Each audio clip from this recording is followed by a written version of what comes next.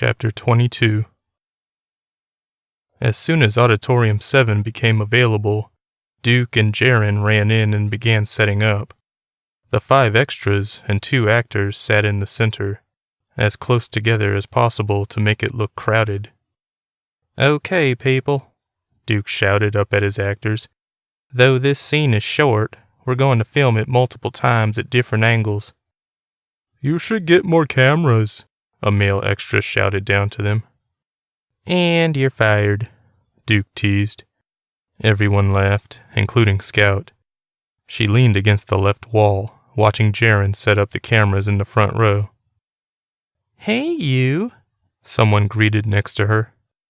Scout stood up and started stammering. Ricky and her brother walked up to her. "Hey, what are you guys doing here?"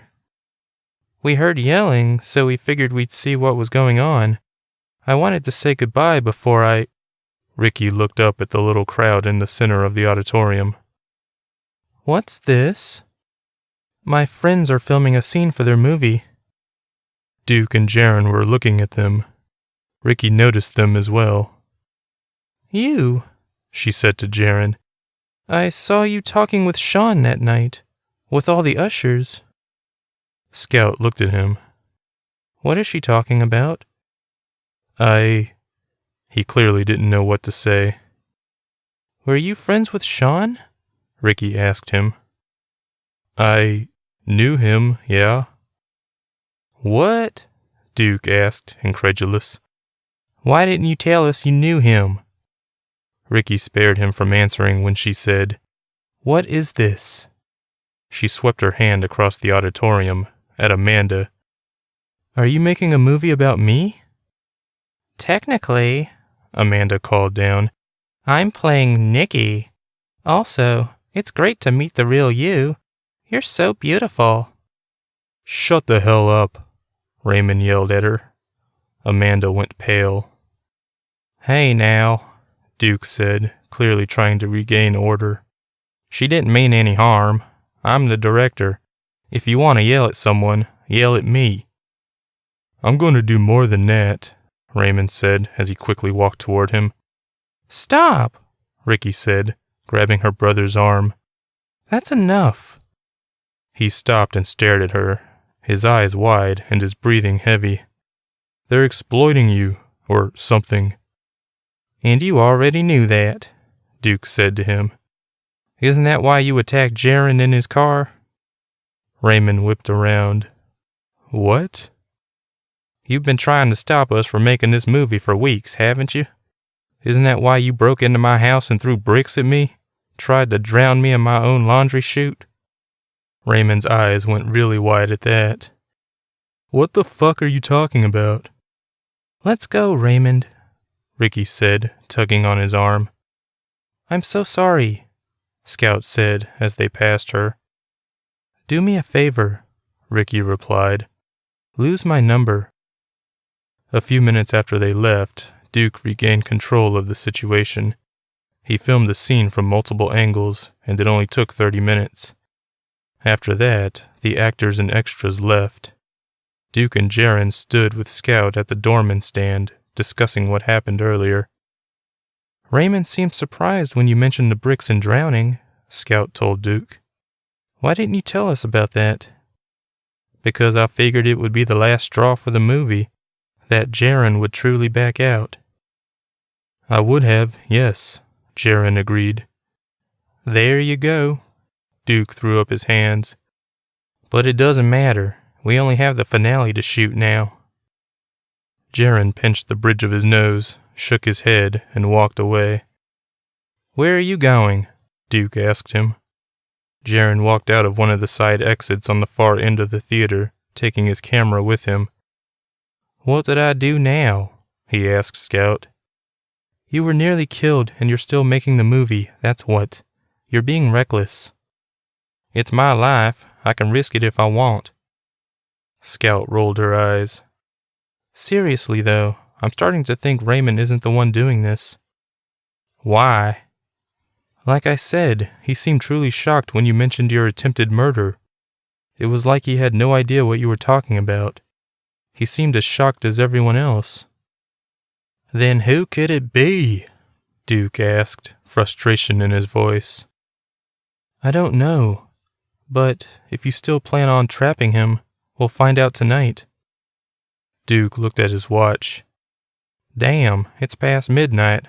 I guess it technically is tonight, huh? You want to crash at our place again? Hell yeah.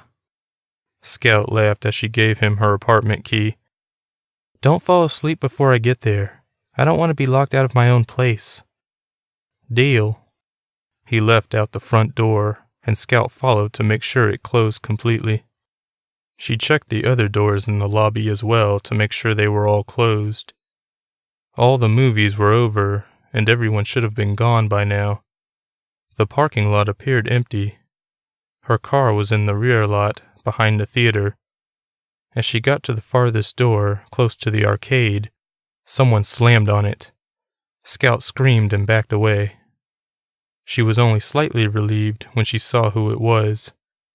She opened the door and said, Gina, what are you doing here? I'm here because of Taylor, she replied, stepping into the lobby.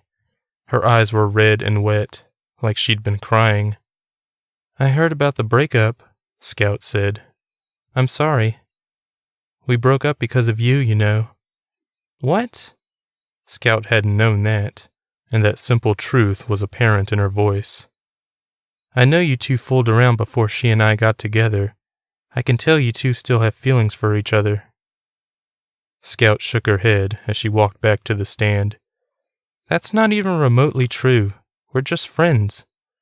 So, you two didn't hook up before she and I got together? Well, Gina clapped her hands. That's what I fucking thought. That was 4 years ago.